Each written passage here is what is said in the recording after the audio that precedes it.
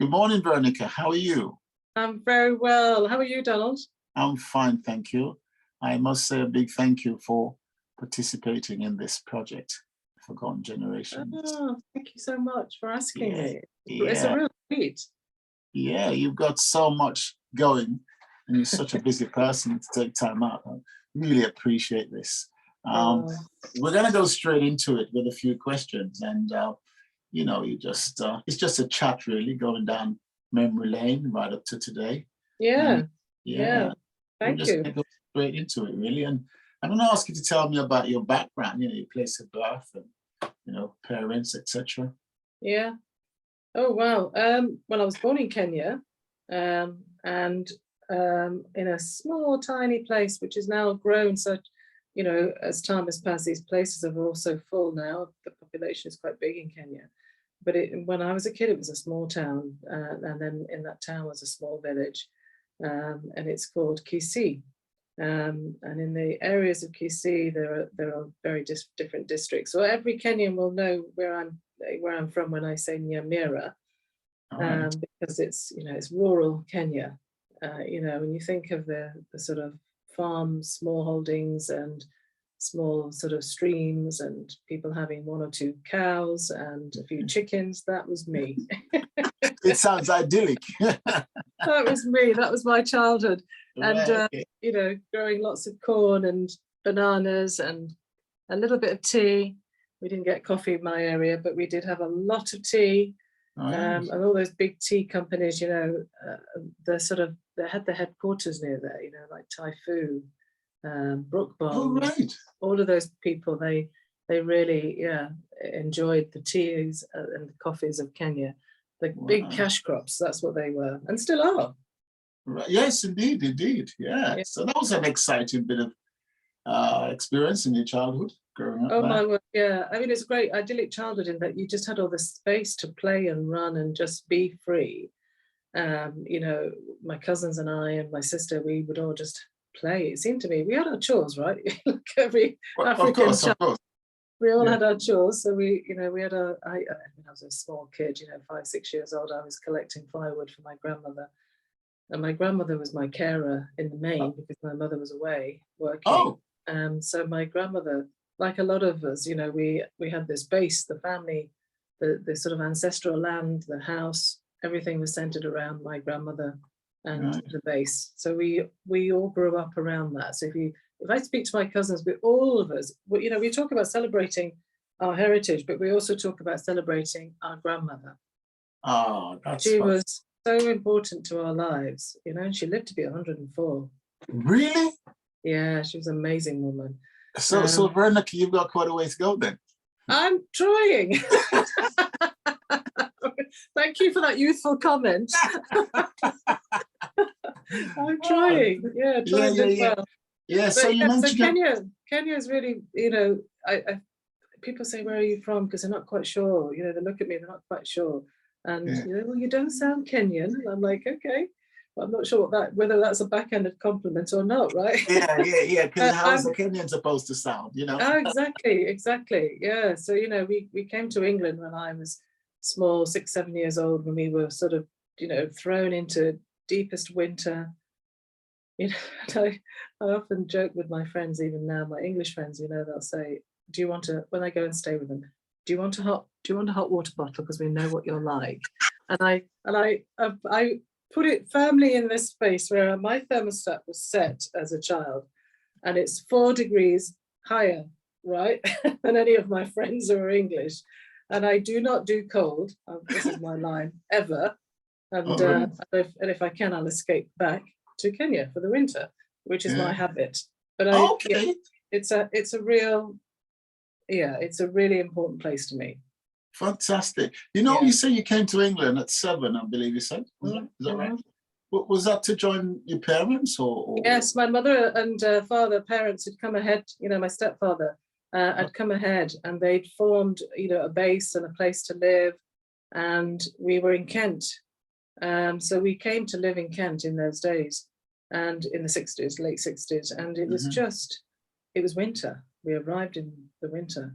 They Wow. wanted to come here. I mean, obviously, looking for a better life and all the things that we've talked about in the past. Mhm. Although all the communities, my mum worked really hard to make sure that we did not have, in a sense, the lack of choice that she had. Right, So right. it was all about making sure that we came here and did well. And did you mention your sibling as a sister? I have a sister, Florence. Yes. Okay. So they're Yeah. just the two of you, yeah? Just the two of us. Just the Okay. two of us. Yeah. So Okay. we've just really got on with it. Did Our you both math. come together? Uh, Yes. Yes, Okay. we did. Yeah. And I have friends, Caribbean friends and other African friends who came Mm. at different times when the family base was securer, or when the family could afford to bring another child forward into the UK. Whereas we came together, we were lucky, Mm. but Mm. we had a really hard time after a few years of being here because my parents split up, and we then, my mother was a single parent. Okay.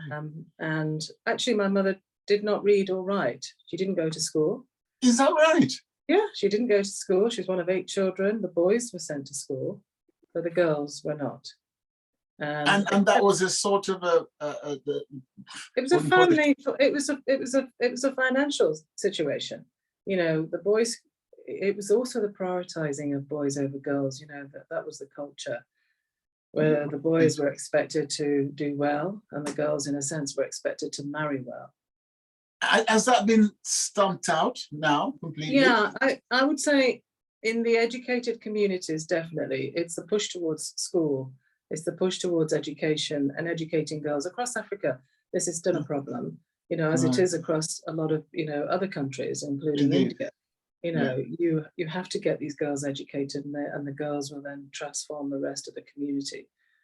And my Yeah. grandmother didn't go to school, but she was a very tough matriarch, disciplined everybody, made sure you did the right thing, made sure that you looked after things well. You could cook, you could look after the farm, you could grow your Wow. own vegetables, all the things that my grandmother taught my That's mother. But that's my a mother, very good sense of adventure, though, isn't it? Yeah. yeah, the life that she had, my grandmother had, and the life that my mother had is not one that they wanted clearly for us. And things have changed, of course, as well. Yeah. Yes. Yes. So Yes.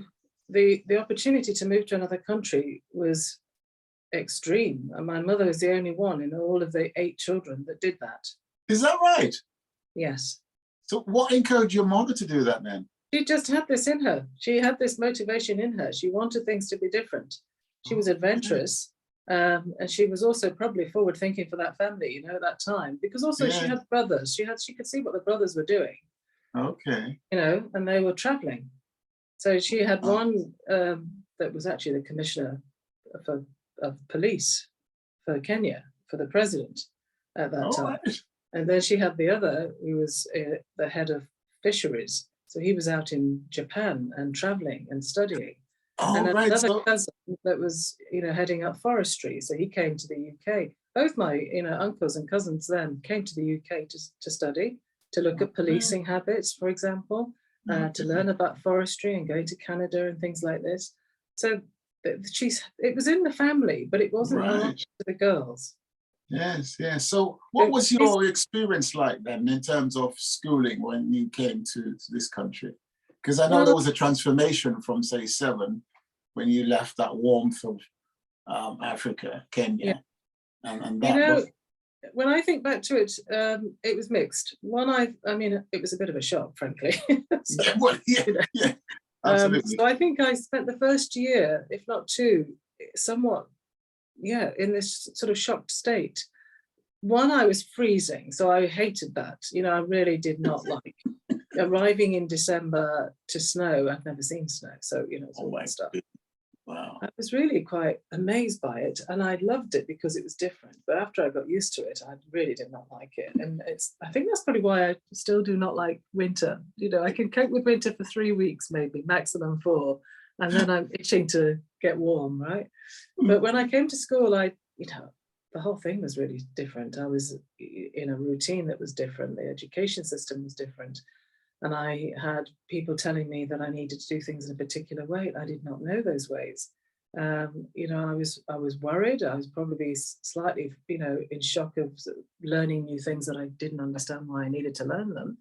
And I was resistant, as well as cross and angry and upset and all those things that you are when you're in a shocking sort of situation. And I think it took me a couple of years to sort of understand it, and also to learn the language properly. Oh, right. So I didn't have that. So I was not only coming to a different culture, I was coming to a different language. We had some of the language, but not all the time. And you don't really get English as part of your education in Kenya until you start school fully. You know, at that age, I was sort of nursery, primary. You know, I wasn't in full-time education before I came to England. So what was that? What were you speaking then? Is it PC? Sorry? PC is Okay. a tribal language. You know, one of the 50 plus languages that Kenya has is a tribal language. So I was speaking PC, and I wasn't really speaking Swahili, which is the national language, because we didn't need to, because we were in a village speaking only one language. But my mum was speaking Swahili, English, and Kisii. Okay. Okay. So when I came to England, the pressure was on. The pressure was on to learn and be as English as I could possibly be, because then there was this move. You know, my parents decided that it was time for me to learn English and go to lessons, and to English classes, and then to have elocution and to practice. And I have said this a few times before when people have asked me about my language, and I recall very, very vividly having to learn to say the English words in a very English way. Wow. And you know, standing in my sort of garden, looking out at passing commuters going to work, and deliberately speaking to them, because I was fairly confident. Right? I don't know where it came from. I'm sure I've inherited this from my mother. Yes, yes. Fairly confident in that I would just say hello to people. And even though I was the only Black child, my sister and I and my mother, the only Black people on our street, I would stand there and say, good morning, good day, good afternoon, good evening, because that was the order. Right. And that was just to get into speaking to people in English? To practice my English. Practice? Yeah. Okay. Practice my English. So, Wow. you know, school was fine, but it wasn't fine in that I took a long time to learn everything. And the only thing I knew I was really good at was actually I could interrupt people and speak to them and say hello. So I did. I would. Okay. And eventually people would speak to me and I would get a reaction. So then I would be really happy and very delighted with myself because somebody had said hello back to me. And that made me think, okay, this is working. So I continue to do it. And they actually, when people say to me, you don't sound very Kenyan, or you're very English sounding, it's because of that. Right, I understand that. Right. And then obviously you went through schooling. Did you go to the same school as your sister? Yes, we went to the same school. And then after 2 years, we moved from Kent to Nottinghamshire. All right. Where there was a family contact and a connection. And so we moved up there. And I went to school in rural Nottinghamshire, to secondary school. And I quickly discovered that I was a good athlete. Oh, were you? Yes. And I quickly discovered that actually I was good at almost every sport. Really? I could run, I could jump, I could play hockey, rounders, all these sports, you know, that you can do when you're quite young. And I realized then that actually, yeah, I can do this. This is great. And I got awards for doing that. And now I, you know, became the captain of this and that sport and an athlete, the first person to run the fastest, you know, whatever, 100 meters in my school. So it was on record, you know, that kind of thing. So I was really good at not as a typical Kenyan, but because I'm not long distance, I'm short distance runner. So actually, although I wasn't great in the classroom, and I never quite got why I wasn't so good at learning in the classroom until much later on in life, I realized that I could get awards for something and that actually I was good at something, even though the environment I was in was very tricky and not accepting of difference. Yes. And so I had to sort of struggle with a lot of prejudice. Yes. But the thing that elevated me was the fact that I was actually good at something, one thing in particular. Right. Um, Was your mother particularly, was there a lot of emphasis that you had sorry, to? just hang on a second. Sorry, just hang on a second. I've got somebody at the door. Yeah. So, Yes, so sorry. Yeah, I was saying about being at school and sports. So yes, I particularly that really helped me get through school, because school was very challenging. was your mother particularly, was there a lot of emphasis on you becoming qualified in something?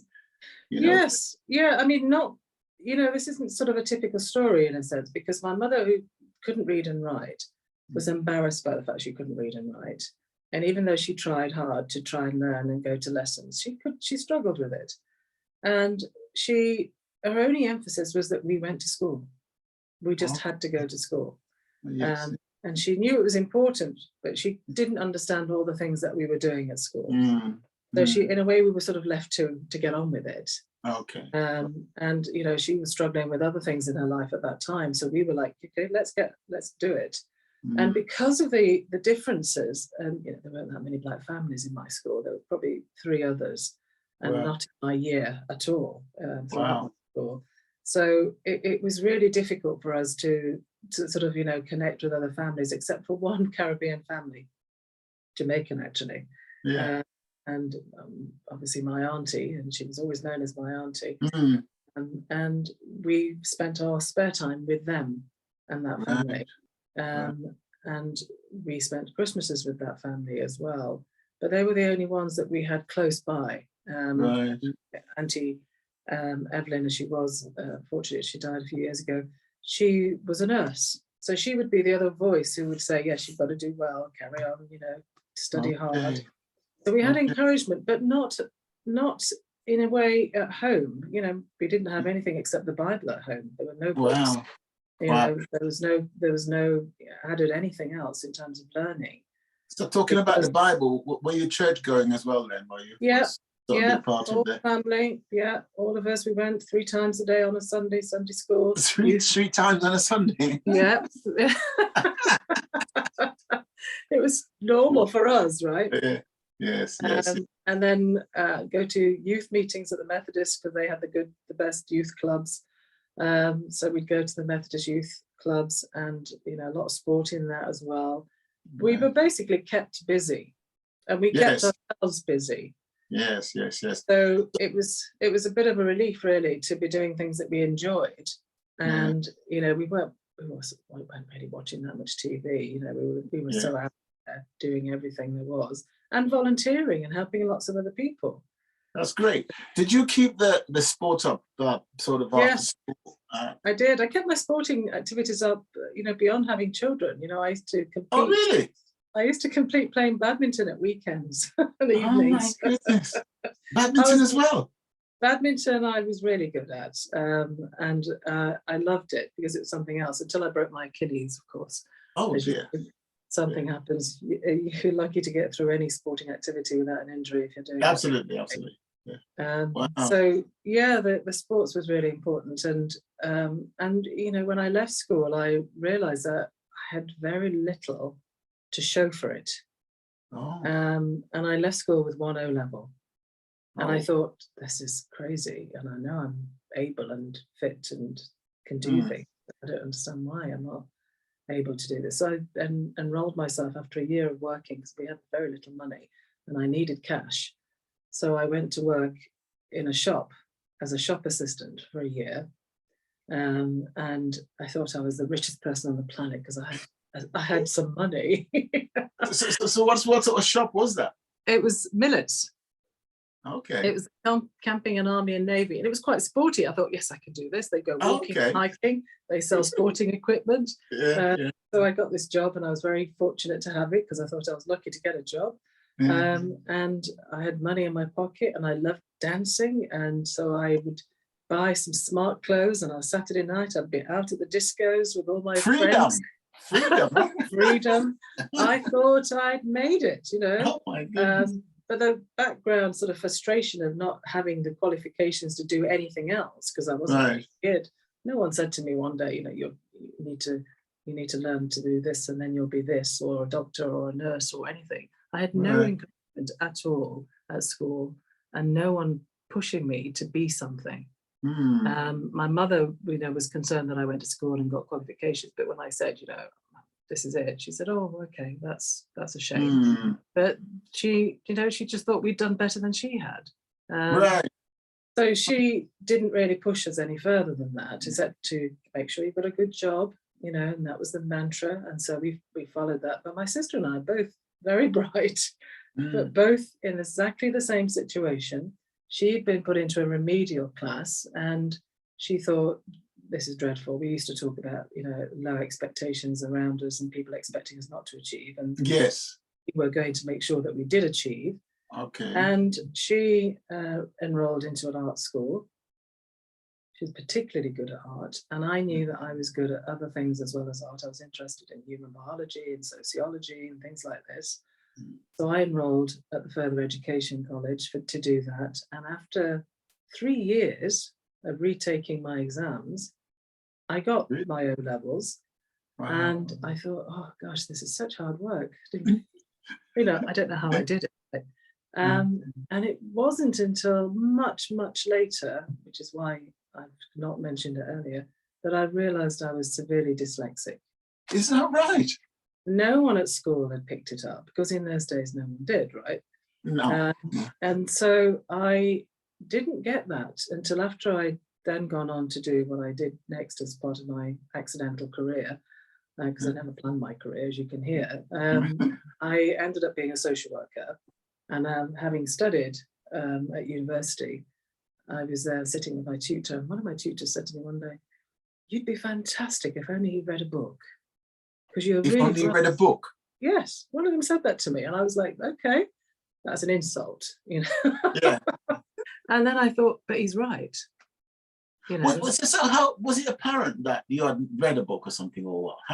Why did you? Yeah, I think it must have been because I really hadn't read much. I'd start reading every book, and I've started reading so many books in my life that I've never finished, because the concentration on the words on the paper would make it very difficult for me to do that. All right. So it's a part of your dyslexia. It was part of my dyslexia. And I realized that it was difficult to concentrate on the words. They would almost reform on the page because of the way that they looked. And it wasn't until I was at university doing my master's that I said to my tutors in my early 50s, just turning 50, I think I'm dyslexic. And the reason I think I'm dyslexic is because my sister, who got her first degree in textiles design, went to the Royal College because she was excellent at her thing. She was and still is very talented textile designer. And then decided she would do a teaching top up to her course. And they said, oh, you're dyslexic. We think you're dyslexic. This is inherited. And then she and I both, you know, have now talked about the fact that we are both dyslexic. And actually, probably my mother has never been assessed, and she's now in her 80s, never going to be. We think she was dyslexic as well. Wow, isn't that now, something? My sister's youngest son is also dyslexic. Oh my goodness. Is your sister older or younger than yourself? Younger than me, 2 years younger than me. Okay. So she was assessed, and then and of course then had some tutoring, and then got through that.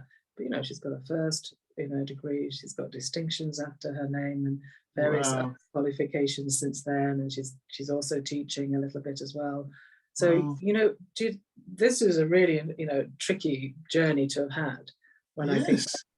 And then eventually, both of us being where we are today, and having not had that support, but individually we fought. We knew that we needed to do more for ourselves, and the only way it was going to happen is if we did it. And we couldn't rely on anybody else. We had no money. We had nothing else. It was our own personal journeys and our own passions that would take us there. But I say this to my children now. We are so fortunate because we were born with a very positive outlook, and we're enthusiastic people. And our parents, my mother was also, and still is, the most cheerful person. You know, she has an outlook that is positive. That's very central though, isn't it? That's good, because you can feed off that. I've definitely fed off it. And, you know, and I see it also in my grandson, who's only 2 years old, the youngest grandson, and he's the most cheerful child on the planet. And you can see the difference between him and the others, you know. Yeah. He's just born like that. Wow. So yeah, so anyway, school education, definitely a challenge, definitely something that, yeah, we still struggled. I think I fantasized about being an Oxford graduate. Well, why not, you know? Exactly, but I fantasized about it as a small child, thinking that's what the British education system is. You go to Oxford or Cambridge. The others weren't a feature, but I never knew how you'd get there. Right. You know? Yeah. So it's really interesting then. This thing seems to have happened, and you sort of just went from one thing to the next, and you without planning, I suppose. Really. Yeah, I thought I was very good at art because my sister and I both were very good at arts, and so we decided that we would pursue that. Now, I used to make lots of clothes. I used to redesign fashions. I used to do all sorts of things. I'd buy second-hand clothes, and I'd change the way they looked. And in fact, when my sister would have designs, she'd say to me, "Can you sew that? Because you're better at sewing." So I would make things for her. And that was something I thought, okay, arts and fashion, great, let's do that, because I'm good at that too. Wow. At one point, I thought I might be a sports teacher, but I didn't have maths O level, right? So I couldn't do that. And then I thought, okay, what else can I do? And whilst doing my retakes and studying art at further education, I then got this opportunity to get a summer job working in a children's home. And the children's home had a lot of very disadvantaged kids, and you know, made my own personal concern seem really minor. And I thought, you know, I can help these kids. So I started working with these children for 6 weeks in the summer break. And at the end of it, the manager of the unit said, "I think you should apply for a job here because you're good at this." And I had no serious plan. So I thought, well, okay, fine. It'll mean I'll have some money. Yeah. Well, yeah. So, you know, again, it was this thing about, you know, how do you live? You live with, you know, with some kind of security. And so I applied for this job and I got this job. And I then realized that I was actually not just good at it. This is something that you really needed to focus on. And we moved to London because by then I'd met my husband to be, and we decided to move to London. And I thought, well, I'm not really going to be able to do much else except this kind of work. So I applied for another job in London, and I happened to get this permanent job. Wow. And it led me into an area that I just did not plan at all, but knew is that in the child protection world? Yes, exactly that. And so I applied for a job in a children's unit in London and worked for Bernardo's in Barkingside at the headquarters, then with children with disabilities. And then I studied again and then became a qualified field social worker, and then ended up being a social worker in a team in a borough, in the London Borough of Waltham Forest. And I carried on working in that field for the next 25 years. Wow. And then grew and grew and grew as I progressed, because I was ambitious. You know, there's nothing that I can't say that, you know, isn't about ambition, because in the end, this fantasy world that I lived in as a child was about being in a better place, always being in a better place. And that meant better salary, being promoted. And it was fortunate that I ended up in Waltham Forest. And again, my husband, who's an artist, there we go. He got a job working at the Tate Gallery. Eventually, he's a very accomplished artist, and he did this work. And while he was doing that, and I was also ambitious for myself, I then decided that I would see how it goes. You know, if I can get the qualification, I can then get the funding to go to university. And London Borough of Waltham Forest had a scheme which was really about targeting Black staff and promoting Black staff. Is that right? Yes, it was. It was this positive program for promotion and qualifications for Black staff. So they had a really very specific program, and they sent, I think it was 8 or 10 Black employees onto this program where they would fund your university and pay you a small stipend while you were there so that I could actually live. Right, okay. That program, I have to say, changed my life completely. Really? Changed my life. How long was the program? It was 2 years, full time. Wow. And then there was a top up, so I did the 3-year program eventually in social work, in a social work degree, basically, which is what I had. And that allowed me then to become a manager, and then to become a area safeguarding specialist, and then eventually to use that expertise as a senior manager within local authority to then become a guardian ad litem, which was a specialist advisor working in the courts for judges and for children. Veronica, I'm finding it difficult keeping up with you. I mean, wow, absolutely. When you consider that, you mentioned the fact that you're dyslexic, and so you have to deal with those things going along and all these. Writing court reports is a nightmare because if you're not a natural writer, and I'm a natural speaker and talker, but I'm not a natural writer. Okay. Was challenging. So one of the things that and this happened when I was having my dyslexia assessment, when I had this psychologist sitting there telling me that I was dyslexic and slightly shocked, but also not surprised.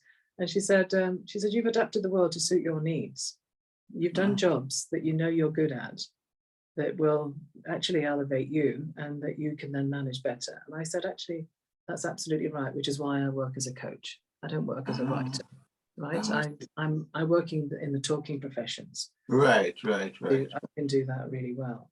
But what she also said was that, the court writing, and I said, probably should write the shortest reports on the planet because I hate writing. But I said, ask me to talk about my cases and my court cases in general, then I'm happy. And so what I used to do, because I used to hire the barristers, and the barristers were fantastic because I'm an excellent assessor of characters and people, and of course I've had 30 years training in that field. Wow. So I would choose the best barristers on the planet. They were like, the best. You couldn't touch them.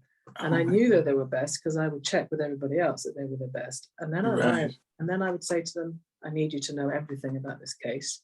And if you don't know it, you call me to give evidence. So they would ask every case, they'd say, would you like to come and give evidence? The judges then all got to know me, so because I was not frightened of speaking to judges. Right. So I became well known in the court system, in the High Court, in the family courts, as this, champion for children. Oh my goodness. Which led to me then fighting for the rights of Black children who were being adopted. And I would say those children who are African or Caribbean, they have family in their roots, in their culture, in their tribes, in their countries, and you need to do the research and look to return them, not to adopt them in this country. Wow. Find the families and support the families, and they will take these children on.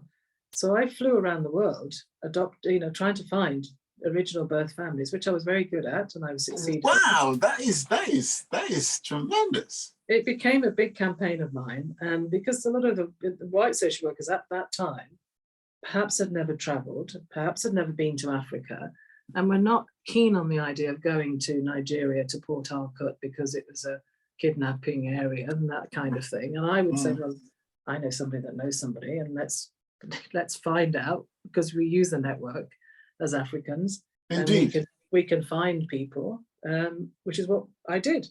And so I would fly to these places and do the rehabilitation work and do the assessments and make sure that was happening in the child's best interest, which was always my line. And it's still, it is the social work line today, but the funds were not as tight in those days. We could do those things. And that's how I ended up getting a job, going to a conference in Nairobi and meeting the child protection leads for the UN and UNICEF. And that's how I ended up, in the end, working for them. So I ended up getting a job with the UN, which is abstract, from the girl who left school without any major qualifications except an O-level in art. With dyslexia? Yeah. Oh Yeah. my God, you've just taken us on a journey there that, I think you make it sound quite easy, I suppose, the way you say it, but that's quite a journey for any individual. Yeah, yeah. I suppose I make it sound easy because I'm abbreviating a lot, but Yes, it was tough. It was yes, tough at times, and 10 years of being in the battle of trying to do the right thing for children and young people and their families was tough. Having said that, I only lost one case in all that time, and it wow, practically killed me because I hated losing, yes, like any athlete, right? You hate losing, and that's absolutely. always Yeah, that's always been my problem. yeah. So I fought every single case Wow. until I managed to get the right result for that family and that child. And it's so hard that it is exhausting. It's something that you cannot do long term.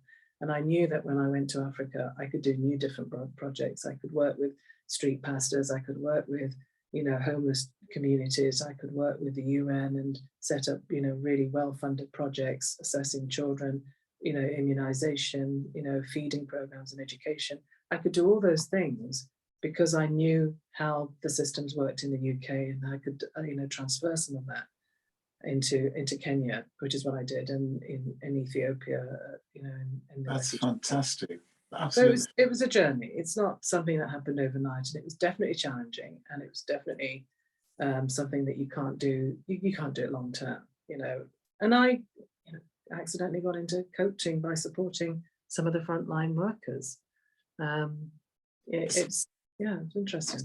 So is that what your mainstay now, coaching? Yes, Coaching?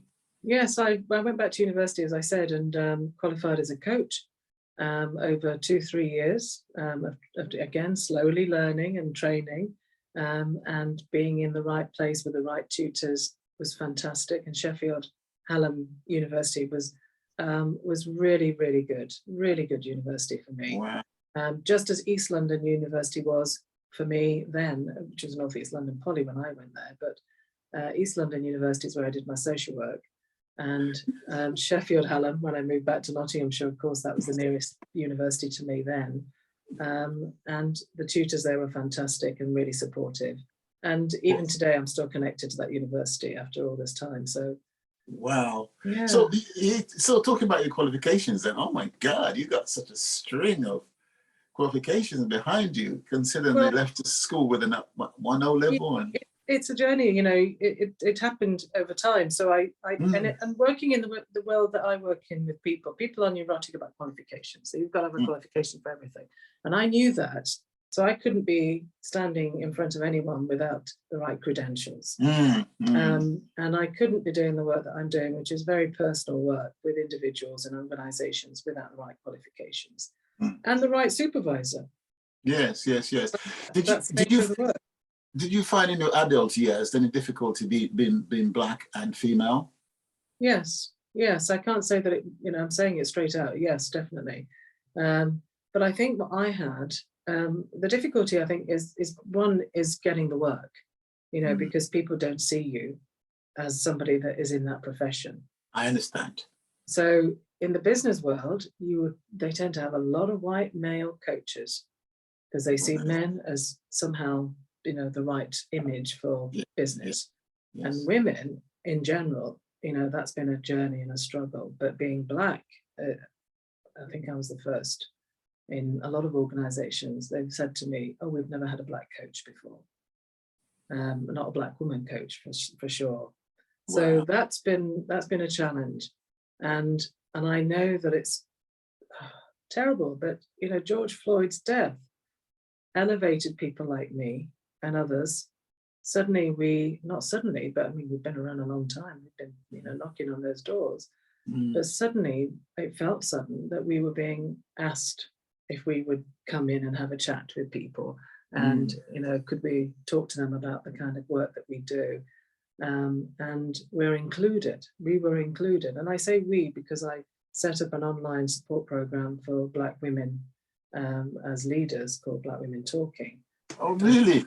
And that happened over lockdown, actually, because I was really concerned again about the isolation of Black women, my own self as well.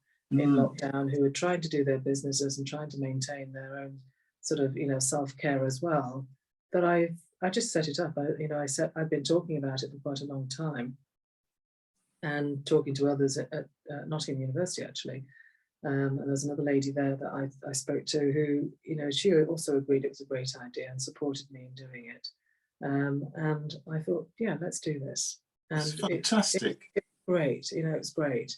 But as we've opened up in the last, 6 months, a year, of course, that's died down now. So everyone's gone back to sort of normal daily practice. But I've got a really good network of women all over the country who I know I can call on, and they can call on me should they need it, and need that support.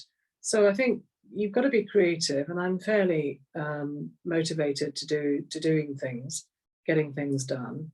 And absolutely. And obviously people spot your talent as well. And and I think as a Black woman, the question of being a Black woman is one of making sure that you value yourself. The other is making sure that people know that you're there. Yes. And by doing that, you've got to be able to go out and speak to people. And of course, that's something I don't struggle with. I have another life amongst all these other activities that I have, which is connecting with people in different realms. Let me put it that way. Yeah, absolutely. Especially now as Honorary Commodore. Yes. That's really another realm, isn't it?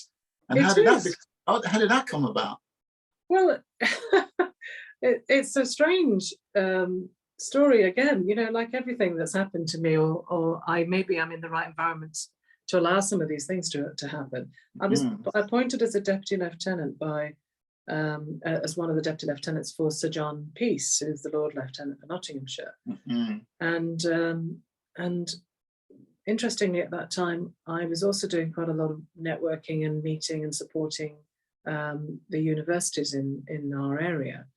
And one of the ladies I've befriended was also responsible for the RAF training at the university at Nottingham Trent, which is a great program. And she just one day said to me, look, let's meet up. And we met up, and then we ended up, she said, could you accompany me to a meal and a dinner that I'm going to with the RAF? And at that dinner, I met then the Air Chief Marshal, Sir Andrew Pulford, who's a fantastic guy. I mean, amazing energy. And he also asked me what kind of stuff I do and what I'm up to, and how I operate around Nottingham and Nottinghamshire. And actually spoke to me initially about some of the work that the RAF do and introduced me to the RAF. So it was through him that I got to know the RAF, and the rest is history, as they say. Wow. So it was amazing. And did you have any sort of knowledge and understanding of the military before that? My stepfather was in the Royal Navy, but apart from that, I had no other.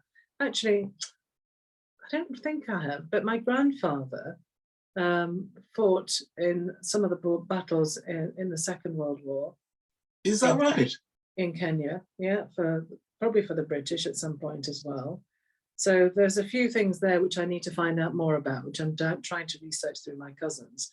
But I personally didn't grow up in that, sort of sense of being involved in the military. And it wasn't part of my thinking ever in the future that I would be in any way. Just wasn't. And although I attended remembrance services as a deputy lieutenant, again, it wasn't something that I ever thought, I just thought it was a dreadful situation. I thought there's a lot of people who needed help. My usual head, which is about looking after people. Yes.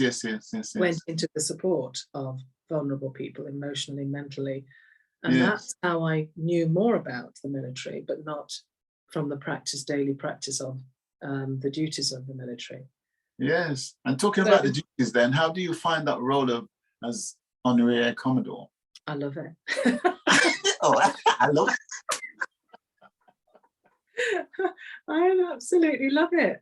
504, which is 504 County of Nottingham Squadron, which is my squadron. Yes.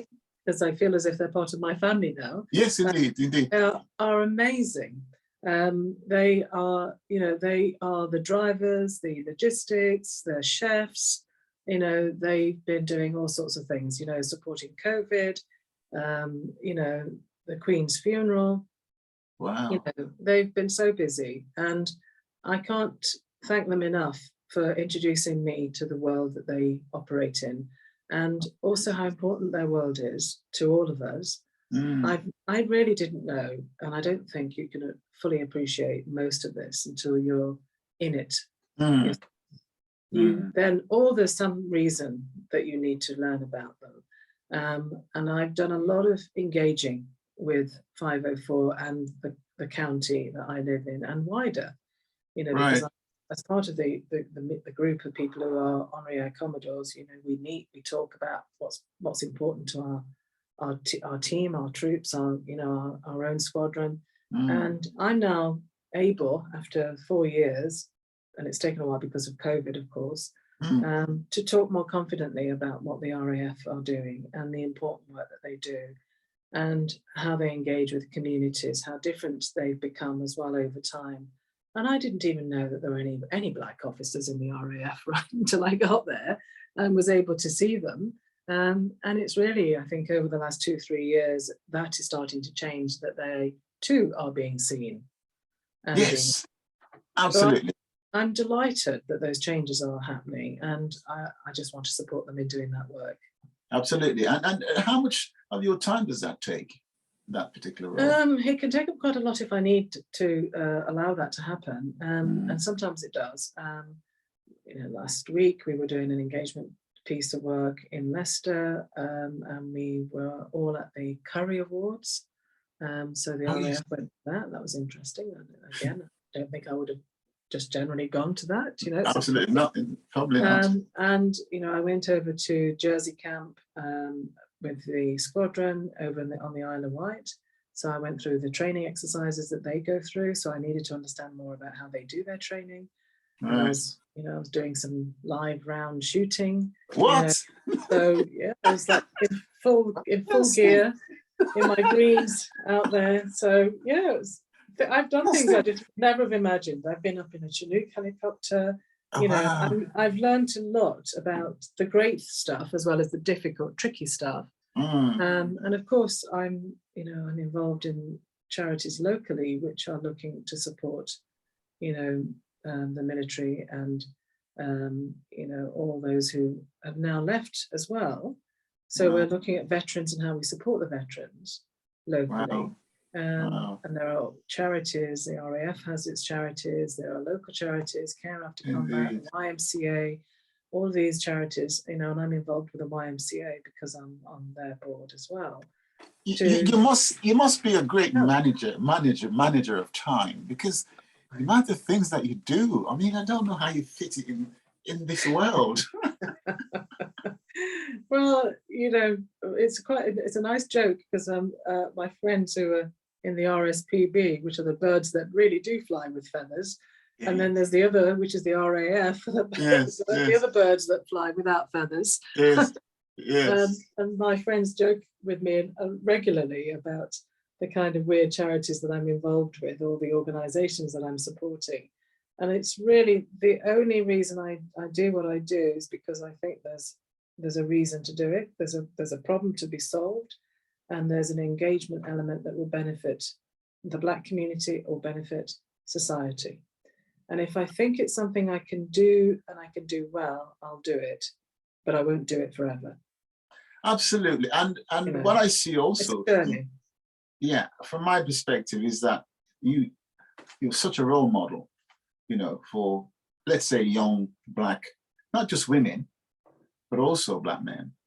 Because the position that you hold as Air Commodore in the Royal Air Force, Honorary Air Commodore, that is quite something in the armed forces, across the board. And a lot of people will want to have a military sort of thinking in terms of career. And in the past, there was nobody like you to say, "Ooh, I can do that because somebody else like me is doing it." It's fantastic in lots of ways that I would never have dreamt, because I get messages from lots of young people, and from Kenya as well, who also want to come to the UK and join, who are, you know, studying in aviation courses across Right. in Kenya as well. Mm. And, you know, the fact that I can talk about, you know, the kind of the transfer, if you like, from one culture to another, and as a Commonwealth country as well, the benefits of having that relationship. It's really important. And I don't always think of myself as a role model to anybody or anything. I just think that this is But you are. But you are. well, of course, you kind of get told you are, but you kind of Yes. think, I mean, yeah, fine, you know, if I am, then I am. But Yes, I you are. don't think about that as the reason. I think of it as an opportunity to give others access. Mm. And if I can make those relationships and those links work for others, then I will. And so that's really the other part of what I do, is that engagement element is about, you know, connecting people. And I'm pretty good now at networking and linking and developing partnerships, you know. Great. Great. And, Great. you know, as that role, it was also partly responsible for the MBS in Kenya, you know, the award that I was given this year from the president. So sorry. What is it? Could you like to tell us about in full what MBS is? Oh, it's the Moran of the Order of the Burning Spear, which is, I guess, like an OBE here. Is it the Kenyan equivalent, is it? I think it is a Kenyan equivalent, although it's slightly different, obviously. So yes, it's an honor, huge honor that's given to anyone, I guess, who's done something amazing for Kenya, and it's for services to Kenya. And I didn't know I was getting it until I got it, and apparently I'm the only one that's got it in the UK this year. So I was kind of a bit surprised by it. I've yet to collect it. So with all the changes that are going on in Kenya at the moment, I'm waiting to actually collect that. Wow, you've done so many firsts, haven't you? There'll be a party. The first Black woman for becoming an honorary Commodore, the first to get in the UK the MBS, and wow, there's so many firsts by you. Wow. Thank you. Yeah, absolutely. What's and I'm next? going to be High Sheriff as well, which is the other thing. Yeah, for Nottinghamshire. The first Black woman to get that as well, I suppose. Fantastic. When's that likely to be? It kicks off in March, at the end of March. Wow. So you've got to make some sort of preparation for that now. I'm in that right now. That's exactly what we're doing right now. From how I dress to how I do the whole thing for the year. Wow. How long is the term of how long? 1 year. But that's quite an engaging year, isn't it? It's a very busy year, yeah, because obviously it goes through, you know, the palace has to approve all of this thing.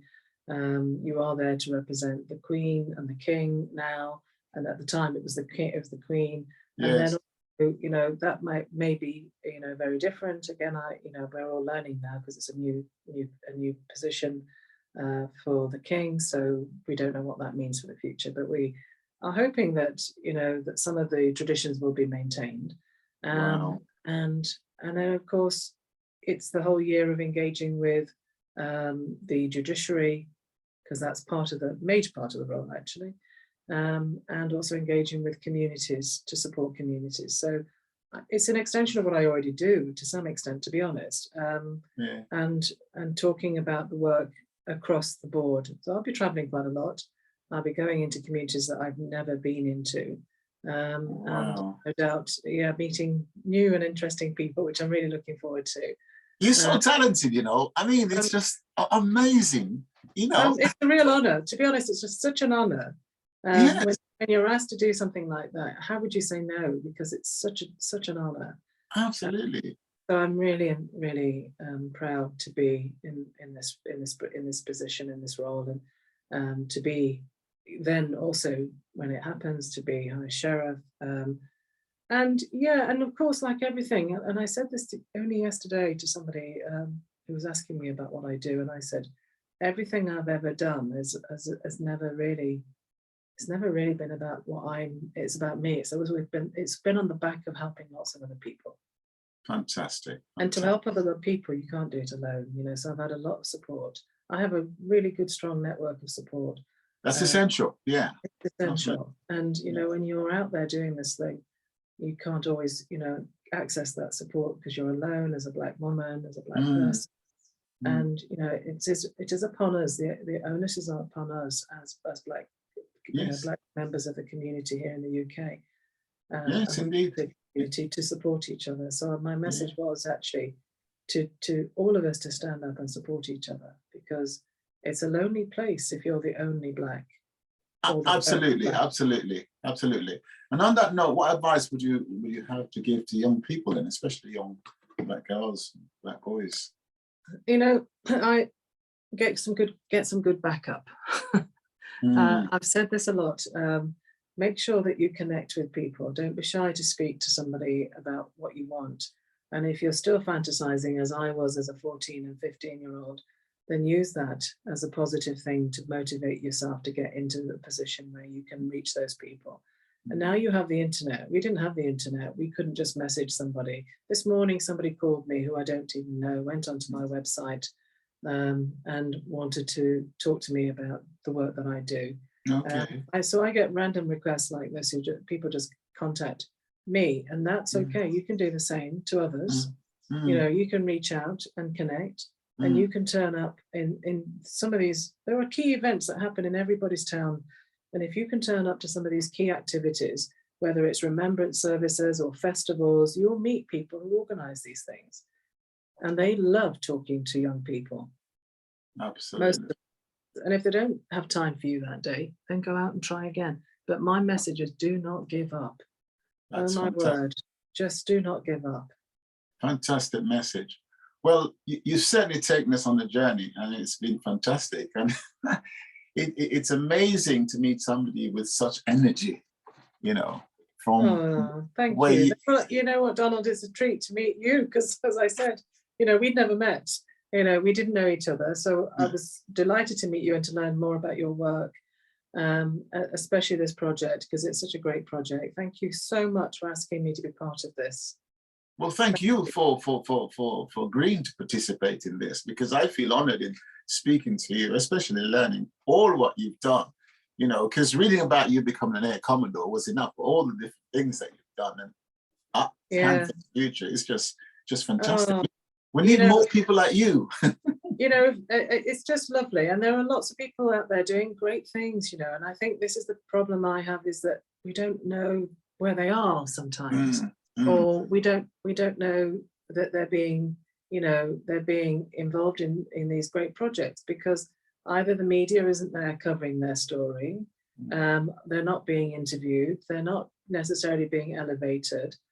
So there are still issues that we need to address. So, who controls what and how these people get elevated into positions where they're known is the issue as well, right? So I'm very aware that lots of people don't know who I am. I don't go out there thinking I need to tell everybody who I am. It's not about me. Not at all. So, but it's essential that they do, because to build a bigger network, as you're saying, so that people know what people like yourselves are doing.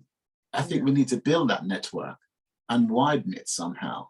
And I think that's hence the Forgotten Generations project, which is providing that visibility online a little bit more visually.